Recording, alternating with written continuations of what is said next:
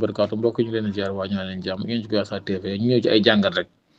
yoo xamante ni ci man am na ci Sénégal 31 décembre ak léegi dañ koy doole kii di Diary Sow fële ca Malika nga xamante ne ci moom ki ñuy wax El Hadji Modou Fall moom moo ko xoj ba mu faatu Diary Sow nag pour rappel amoon na fukki at ak ñaar gannaaw bi ay mbokkam ñu ngi ko doon wër ci guddi 31 décembre ndek El Hadji Modou Fall mi moo ko xoj ba mu faatu bu dul ko ci sàlli benn police bu Malika nag def liggéey bu am solo ci njiital Adja Koumba Ndiaye ba ñu jàpp ko moom mi nga xamante ne ci tey jii sax dañ ko war a jébal procureur moom El Hadji Modou Fall nga dem fële ca Touba ki nga xam ne moo jëli jeng ginnaaw ba mu jëlee ab alo Dakar jóge woon Dakaru wàcc fële ca Daaru Sow bi mu wàccee jëlub Jakarta man bi nag xumu ndax ay bandi la àndal waaye daal ci lañ ko jàpp daal duma ko ba toj bopp bi mu faatu nga dem fële ca Thiès maanaam jasab am na ku ñu fa dóor birig mu faatu Medina Fall te bu ñu gis fa benn corps sans vie maanaam koo xam ne ji kenn mënu koo identifier nga dem fële te ci Touba démb Yaamu Njaay mi nga xam ne faat nañ ko ki def loolu mooy boo frère ci ay jàppante yu ndaw mu jam ko paaka ñu rawale ko hôpital ndekete faatu na Baye Dame Ndiaye mi nga xam ne ci nag mooy kilifa ak famille bi nag moom mi nga xam ne lii seytaane la waaye témoignage yi nga am nañ ko ci moom Yaamu Njaay mi nee nañ nekkul ku xam dara sax maanaam bu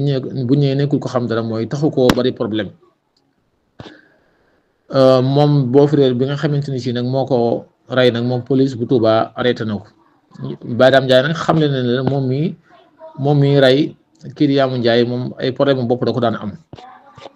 waaw nga xam ne Sénégal daal lii lépp boo ko boolee ko da ngay xam ne moom dëkk bi léegi doy na waar waaw dëkk bi léegi doon insécurité bi moom foo ko takk passé na ko dëgg la ñaan ñu xeex sax kenn mënu ci dara waaye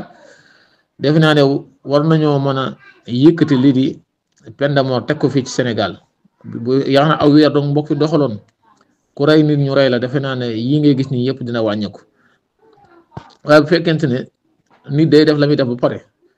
su paree ne damaa defoon lii damaa meroon wala damaa doroge woon moo tax ñu bale ci noonu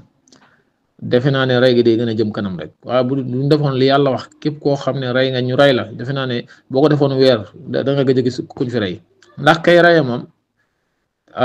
dund la bëgg waaye bu fekkoonte ne bu ko wóoree ne buñ ko reyee mu mel ne comme morom jëm rey ñoom ñaar ñu ànd jëm barsàq yaakaar naa ñëpp dañ bàyyi reyee waaw ndax kii reyee moom dund la bëgg rey nit ki ba pare ñu tëral la ci kaso bee nag ba pare nag suñu état continuer di la yor ñu tegal ci kaso yee mu fees defe naa ne dañoo war a jëmal benn kii projet de loi fële ci assemblée nationale comme Pastef ñoom ñoo yore nguur gi waaw loolu daal moom xam naa ne buñ ko defoon rey gi dina wàññeeku ndax rey yu bëree bëri tayef la ndax nit moom lu mer wuroo xeex di yor paak ndax loolu moom seytaane da cay profité ñi ñaan daal ñu fi faatu di ko dalee 31 décembre ba léegi daal yàlla baal leen te jéggal leen te Sénégal lii gëj fi nag waaye doy na waar de waaw doy na waar képp ku koy analyser nag moom da ngay xam ne da ngay xam ne lii lu métti la te nit ku ne war naa fagaru jug ci sa bopp te xam ne réew mi moom insécurité totale moo fi am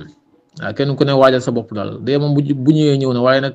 fagaru nag baax na ca salaamaaleykum da leen del siwaat